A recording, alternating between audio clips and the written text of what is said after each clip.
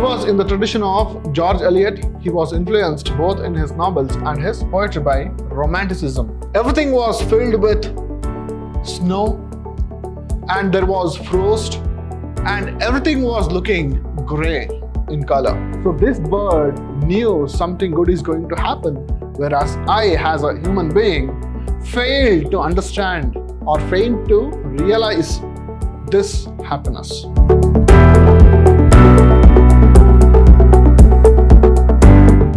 Hello students, I am Anil, Assistant Professor of English, Vidhyaashram First Grade College, the Temple of Excellence, MYSURU.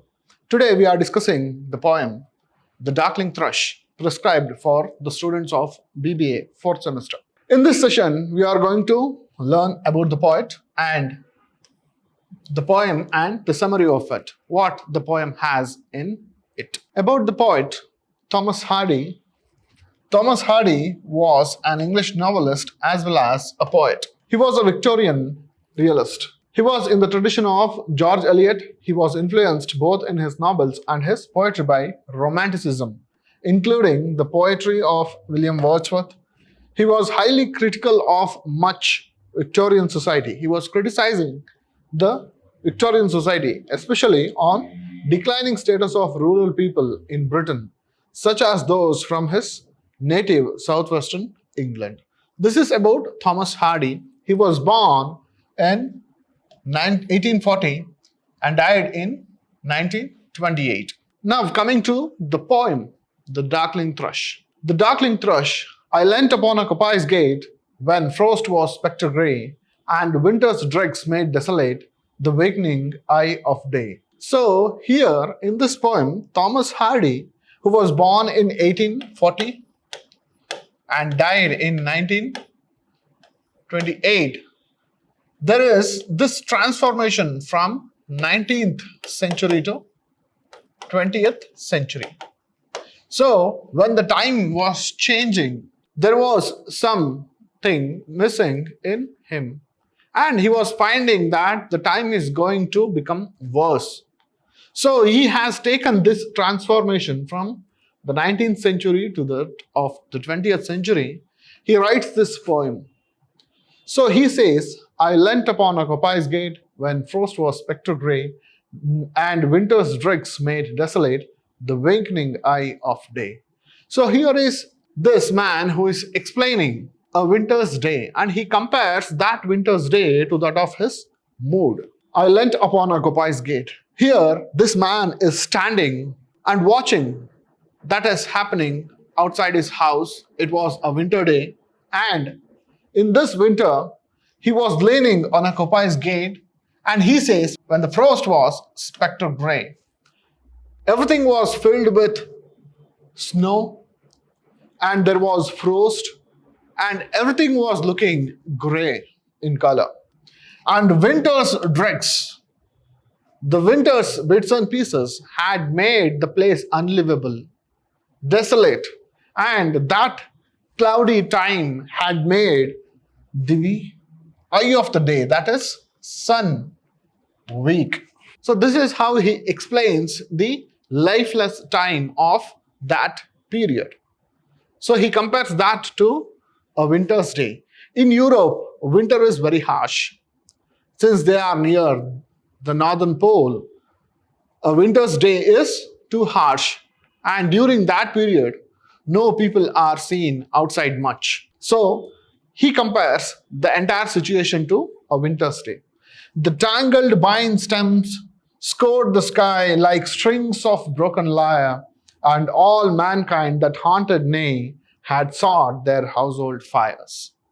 So here he says, the tangled vine stems covered the sky like strings of broken lyre. So all the trees which were there, they had shed their leaves. They were looking like the strings of a broken lyre, the musical instrument. A lyre would look like somewhat like this. These are the strings, and here you stand and you play the music. So these trees are looking like the strings of broken lyre when he looks at those trees. and all mankind that haunted Nay had sought their household fires. So during winter, the mankind, human beings, were not seen outside. They were in their houses by the fire. So they were warming themselves up, but the outside world looks as if dead with no life. So you may think of COVID lockdown when people were forced to stay at their homes in order to control the spread of the disease or the infection. So such was the case, but it was cold as well. So that is how he feels the time to be. Moving on, the land's sharp features seem to be the century's corpse outline. So all the landscape, the features of the lands were looking like something which is dead with no life. His script, the cloud canopy, his wind, the death lament.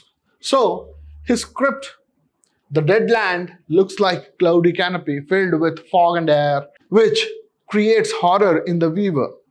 And also the wind, his death lament. The wind which was blowing, it was not so nice to feel. So it was like the death lament, somebody is crying or wailing. The situation was like that. The time period was like that. So he compares that time period to that of a winter's day. Then the ancient pearls of German birth was shrunken hard and dry, and every spirit upon earth seemed fervorless as I. He says the ancient pearls of German birth, something which would have given birth and a ray of hope, and that germ or seed or pearls, it was shrunken hard and dry. Even the life inside it has been removed from it. And every spirit upon earth seemed fervorless as I. So every spirit on earth, when the poet looks at it, he feels as they are fervorless, without any spirit, without any enthusiasm, without any hope, without any happiness, just like himself. This is how he feels, and he is comparing his mood to that of the entire winter, and he is telling the winter is expressing how actually he is feeling. Moving on, he says, at once a voice arose among the bleak twigs overhead in a full-hearted, even song of joy illimited. When the poet was thinking these things in mind, suddenly there was a cry. What was that cry? Once a voice arose among the bleak twigs overhead in a full-hearted, even song of joy illimited. So the poet was standing under a tree. There was something on the twig. The poet, he saw what that was, and it was making noise. It was crying with joy, and he looked at it. An aged thrush, frail, gaunt, and small, in blast beruffled plume, had chosen thus to fling his soul upon the growing gloom. So what was this? A darkling thrush. A darkling thrush was screaming. A darkling thrush was screaming with joy. It was looking very frail, thin, gaunt, weak, and small. But a blast beruffled plume. The bird was looking very ugly. All its feathers were disturbed, and it had chosen to fling his soul upon the growing gloom. The time is glooming. Unhappiness is spreading, but at this point of time, this bird is screaming with its heart full. So little cause for carolings. So he says there is no reason for happy screaming or to talk happily. Of such ecstatic sound was written on terrestrial things afar on, nay around, that I could think there trembled though his happy good night air, some blessed hope where he knew, and I was unaware. So he says, of such ecstatic sound was written on the terrestrial things afar on, nay ground. He says, those birds are identifying something good in future. But what about him? And he says that I could think there trembled though his happy good night air, some blessed hope. So with this, with its crying, this bird was able to find a ray of hope in future. It is actually expecting something good in future. And finally he says, whereof he knew, the bird knew about that future, a bright future, whereas I was unaware. I was not aware of the thing, the happiness that is going to come. So through this, the poet thinks that as human being, he failed to hope for the best in future, but the bird, even in that winter, that weather, is capable of hoping for a best future. Here he concludes the poem. The summary of the poem is like this.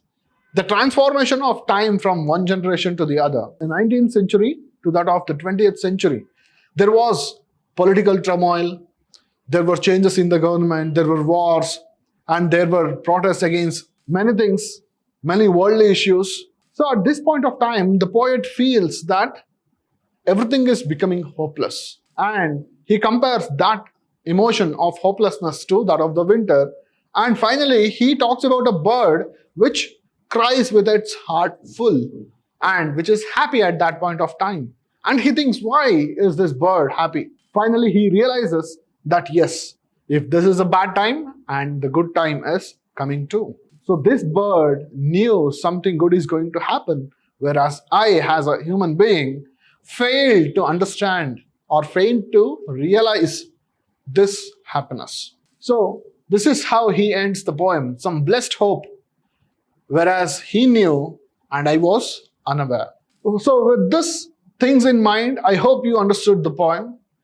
Thomas Hardy has explained his emotions, and also sometimes we feel low and we can think of that hope that we should keep in mind. We should keep hoping for the best time or a brighter time in future. So with this, we will meet in the next session with one more poem. Thank you.